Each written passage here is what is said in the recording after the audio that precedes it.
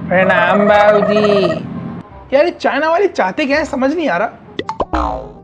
पहले इन्होंने अपना चाइनीज फूड लाकर हमारे देश के लोगों की हैत बर्बाद की, फिर अपने चाइनीज प्रोडक्ट्स लाकर हमारे देश की मार्केटिंग को भी ठप कर दिया, फिर इनके एप्स जिन्होंने तो हमारी यूथ का जेंडर ही चेंज करवा डाला, और फिर जो चमगादड़ खा के इन्होंने हगा है पूरी दुनिया में, पूरी दुनिया सड़ गई।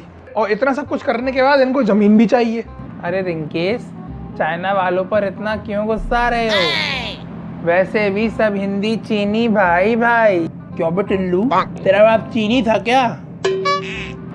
अरे वो तो सब बोलते हैं तो हमने भी बोल दिया। तो सब अगर गू खाने लगे तो तू भी खा लियो। अरे दादाजी, जिस दिन इन्होंने चाइना वालों का खाना पीना देख लिया ना, उस दिन से इन्हें गू भी अच्छा लगने लगे। no. बेटा ऐसा क्या खाते हैं वो लोग? अरे दादाजी ये पूछो क्या नहीं खाते। कुत्ता, बिल्ली, चूहा, झींगुर। झींगुर? इनकी आंखें तो पूरी खुलती है नहीं, सब कुछ हजम कर जाते हैं। अरे जितने चिंकी लोग भोले भाले दिखते हैं ना, वैसे तो बिल्कुल भी नहीं होते। मुझे तो बेटा सब एक जैसे ही दिखते हैं। जब अरे दादाजी, ये लोग बहुत कट्टरवादी होते हैं। ये लोग सिर्फ अपनी भाषा बोलते हैं वहाँ पर, और दूसरी चीज ये लोग सिर्फ अपनी बनाई हुई चीजें इस्तेमाल करते हैं, दूसरे देशों पर निर्भर नहीं होते। और एक हम हैं जो सिर्फ और सिर्फ चाइना पर निर्भर रहते हैं हमेशा। और रिंकू क्या चल रहा है? लोग आ गए चाइना का समर्थन करने वाले टिकटॉकर। दादाजी, ये जितने भी टिकटॉक चलाने वाले लोग हैं ना, मेरी नज़र में सारे के सारे देशद्रोही हैं। चाइना इन चीज़ों से इतना पैसा छापता है, आप लोगों को अंदाज़ा भी नहीं होगा। और टिकटॉक बनाने वाले ने तो खुद बोला था कि ये ऐप सिर्फ और सिर्फ मनोरंजन या फिर टाइम पास के लिए है, लेकिन नहीं, हमारी देश की युवा ने तो इसको अपना धंधा बना लिया। अब इससे क्या, तो टिकटॉक हटाने के लिए टट्टी सूख जाएगी इसकी। अबे तो क्या मेरी चलाने से हो रहा है ये सब? और जाने कितने लोग चलाते होंगे टिकटॉक? पता था बेटा, तू यही लगेगा अपने मुंह से। मेरे करने से क्या हो जाएगा? अगर सब तेरे जैसे ही सोचने लगे ना, तो हो गया इस देश का उद्धार। तो बेटा सरकार इसको बंद क्यों नहीं कराती? अरे कोशिश की थी दादाजी, और हद तक कामयाब भी हुए थे, रिमूव चाइना ऐप की मदद से। अच्छा, पर लेकिन कुछ दिनों में वो भी हटा दिया गया। अगर चारों तरफ देखोगे ना, तो आप लोगों को सिर्फ और सिर्फ चाइना ही चाइना दिखाई देगा।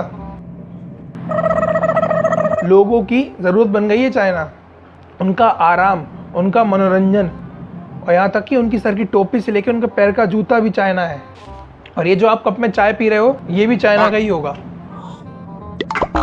हम चाइना के जाल में बहुत बुरे फंस चुके हैं। तो बेटा इन चीज़ों पे तो सरकार को ध्यान देना चाहिए। अरे दादाजी, ऐसा नहीं होता।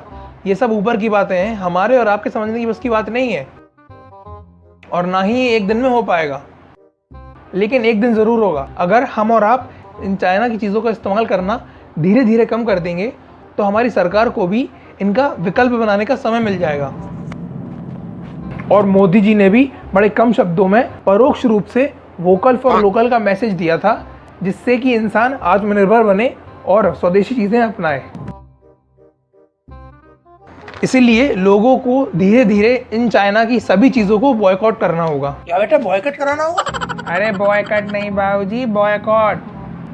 मतलब बताओ। मतलब बहिष्कार करना। उन सभी चीज़ों का इस्तेमाल ना करके हमारी लोकल चीज़ों को अपनाना है, ताकि हमारा पैसा हमारे देश में ही रहे और हमारे देश का भी विकास हो। Boycott China, boycott China, boycott China, boycott China. अबे चुप। अरे रे, यहाँ रैली नहीं निकल रही। प्रदर्शन करने से अच्छा है इन बातों को समझो और दूसरों को समझाओ। चल बेटा मोंटू, टिकटॉक हटा अपने फोन से। अरे दादाजी हटा दिया, लो।